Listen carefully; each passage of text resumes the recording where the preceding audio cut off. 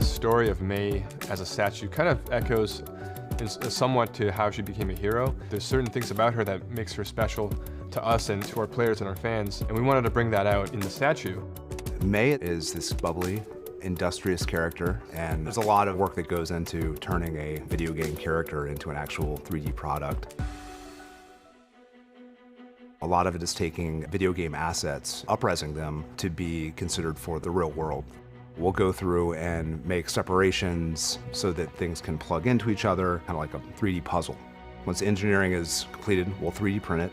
Once we get the 3D prints back, we'll actually have to do a hand pass on top of that because sometimes details are not fully completed and we'll want to make sure they're dialed in even further so that once it goes through the actual production process, we won't lose those details.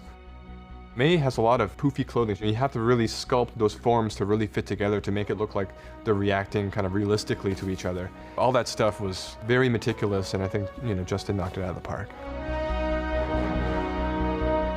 After we have completed the final prototype, we'll pass it along to consumer products. And consumer products will then make sure that everything is being produced as tightly as possible with the prototype that we hand off to them.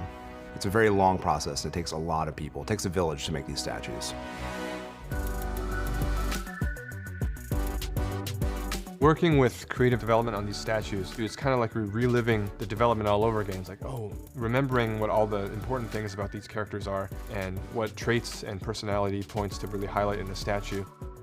I worked with Justin very closely in finding the right pose. Like, is it an action pose? Is it more subdued? Does it play off her lighthearted personality? I really like that she's leaning on Snowball. To me, it sort of represents how they work together to get the job done. The pose that we ended up with is an amalgamation between something that's in-game and something that Justin and I kind of developed together.